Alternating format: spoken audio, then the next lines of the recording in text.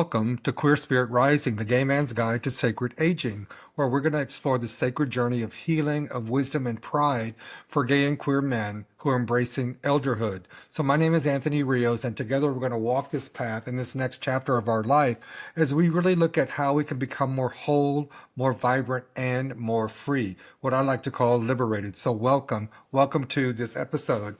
And I want to start off with talking about queer spirit and why aging is a sacred act of rebellion. Now, a little bit about me. As I said, my name is Anthony Rios, and I am affectionately called the healing shaman. And I got to this point of really working with gay men over the years around personal healing, spiritual healing, and it's been very, very satisfying for me, and at the same time very challenging because working with gay men on spiritual healing has in and of itself has been a big challenge because it's something that a lot of men don't want to confront. At the same time, as I've gotten older, I started my spiritual path when I was in my 30s. As I've gotten older, of course, things change. As we get older, things change. So when I was about 50, I had a beautiful ceremony with some other gay queer brothers of mine, and we did ceremonies for each other. But at age 50, we did a ceremony of the first step into what would be elderhood. And we chose 50 because it seemed to be a big deal to turn 50 at the time.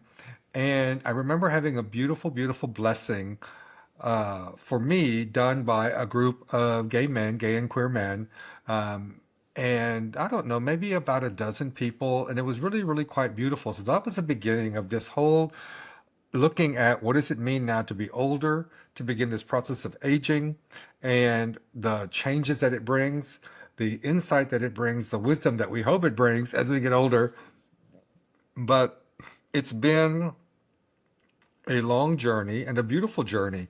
But when I hit 60, I really noticed a change in other men in my world who were also 60 and older, who seemed to be looking like or acting like their life was over. That's the only way I can say it. Acting like their life was over, like there was no more.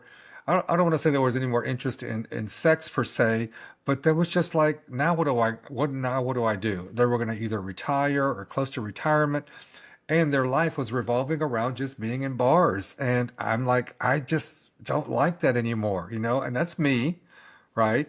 It's not about being judgmental. It's about there's so much more to offer that we have to offer now, having this lived experience and made it to age 60 and 63. I'm 63 now, that there's got to be something more, right? And I was on this spiritual path, was getting deeper and deeper and deeper, and any kind of bar life just didn't work for me anymore. So, and it's fun to go look and gawk at the young guys at 30 somethings now and the 40 somethings. It's fun to go gawk and look at them, but there was something that shifted. Also, I had left the Catholic Church when I was 30. I know I may jump around here a bit, but this is kind of like to just let you know where I'm coming from and what got this whole thing started around sacred aging, spiritual healing, personal spiritual healing, a lot of the inner work to deal with shame and judgment and self-worth and self-love and all these things, right? So I may jump around a little bit, but when I was 30, I left the Catholic Church. And for about almost 10 years, I didn't have a spiritual grounding, right? I was lost. And I checked out some other things. I checked out Buddhism, interesting. I checked out Wicca, interesting, but not for me. I checked out Santeria, super interesting, but just a lot of rules. It's a religion, and I wasn't interested in a religion, as Wicca is a religion. Um, so I kind of bounced around a bit for about 10 years, and I needed something to fill that spiritual void as a human being and also as a gay man, because it's very important to me to have a spiritual connection with the divine. So in my late 30s, I came across the practice of shamanism, and I went to a weekend workshop, and it stuck. It stuck big time. And I've taken all kinds of workshops with the Foundation for Shamanic Studies. I now teach for the Foundation for Shamanic Studies. I teach a couple the intro workshop, the basic, and a couple of advanced workshops.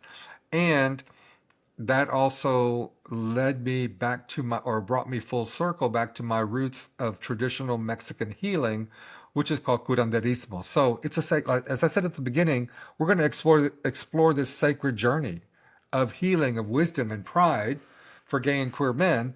And this whole spiritual journey that started in my late 30s has brought me to where I am now. So I teach shamanism, I teach curanderismo, I practice these practices, I have clients who come to me for healing sessions, and all along the way, I kept looking to see, okay, what can I do for my gay and queer brothers who are looking, who are looking for something to reconnect with spirit, to reconnect with the divine, right? And for me, I said, well, let's have this conversation about aging because we're getting older, and a lot of us, we have to deal with the changes of our bodies, our minds, but our spirit is always going to be strong. Our spirit is always going to be this beautiful, beautiful, illuminated thing, if you will. I can't think of the right word for it, but this beautiful, illuminated part of us is our spirit. I see that as really kind of what my mission is now, because working with gay men over the last several years around self-love and self-worth issues are very, very important, and that is definitely part of my work. But as I'm aging, as I get older, I realize that so many gay men, my peers, are, in my view, lost. Now, I don't say that to be judgmental. I say that to be as as an observer of these men who are vibrant, who are intelligent, who are well educated, right? Who had careers and have retired.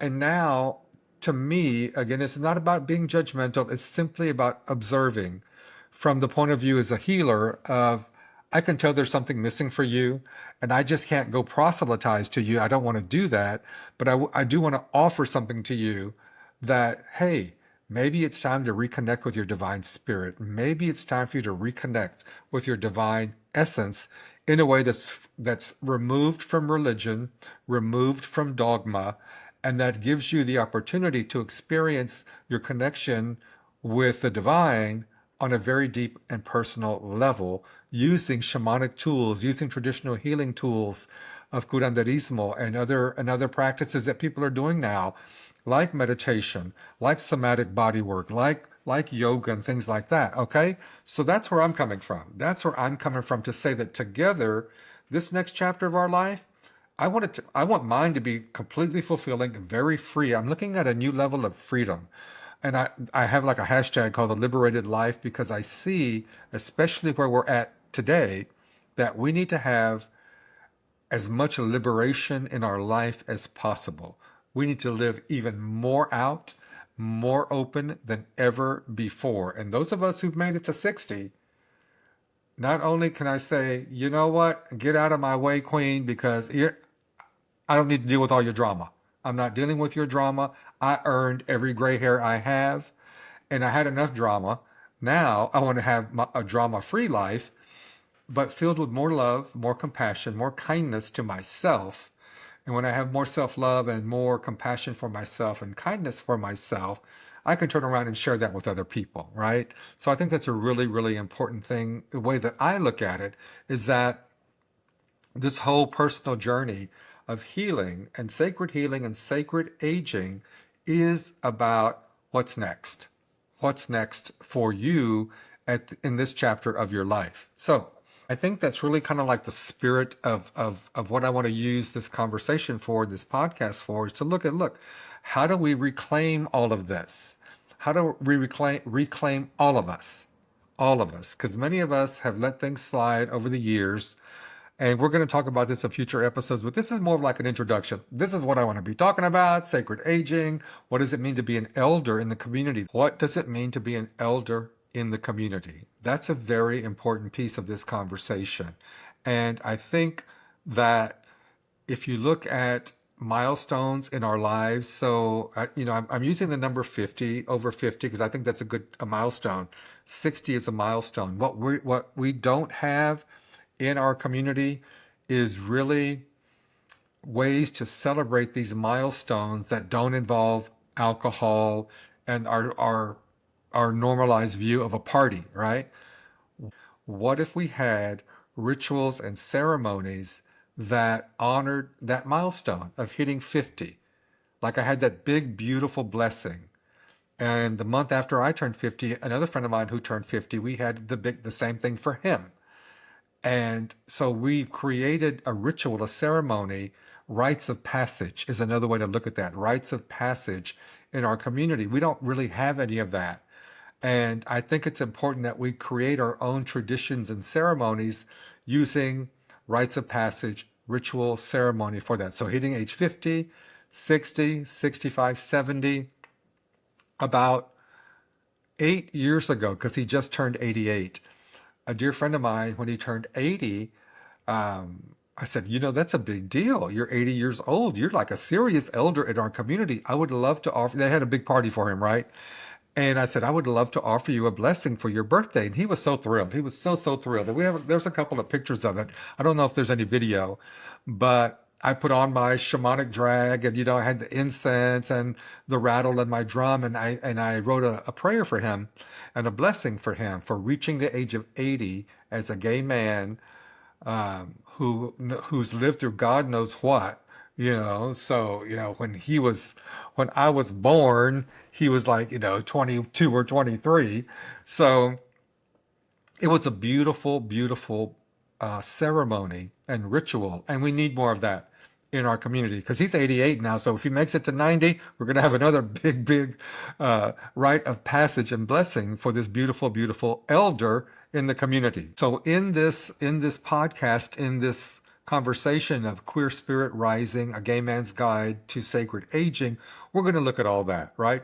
Reclaiming who we are, looking at ways to live a more liberated life in this next chapter of our life, right? And to for those of you who are ready for inner healing, to really go down that path of inner healing. And I can show you, I can guide you all through the steps of the kind of healing processes that I've done and I work with that are shamanic traditions of spiritual and energetic cleansing, different kinds of meditations, affirmations, things like that. And as I just mentioned, rituals and ceremonies that we can create our own traditions, our own rites of passage, and then embracing our role as elders in the community. Elderhood sounds funny, but that's what the word is. But embracing our roles as elders in the community. So that's really, really an important piece. We all have something to contribute. We really do. We all have something to contribute. And we're going to talk more about ways to contribute your knowledge, your shared wisdom, and also to acknowledge what all we've been through if we've made it to this point. So when I came out, when I was at age 19, 20, that's 1980, 81, right? So what we went through in the 80s, what we went through in the 90s, and so we've made it here. Now what? What are we going to do next in this next chapter of life? So I think I'm going to leave it there. This is just really kind of say hello, a little bit about me, about where I came from and the spiritual path that I've been on. And I really want to share that with my gay and queer brothers who are now over 50, over 60. What do we do now? What do we do now to be vibrant, to be whole, complete, and really, really free and able to share that with everybody we want to share it with, right? And just to live in a way that really honors all of us from a sacred and divine perspective, okay? So again, my name is Anthony Rios. I'm really glad to share this with you. If you like what you've heard, please subscribe to the podcast, listen for more. I'm going to be putting out a podcast every week, and we'll go from there. So really, peace and blessings to all of you. Thank you for listening. And if you like what you hear, you want to share it with some of your gay and queer brothers, please do that. And we will continue this conversation. All right. Peace and blessings to all of you. We'll talk again real soon.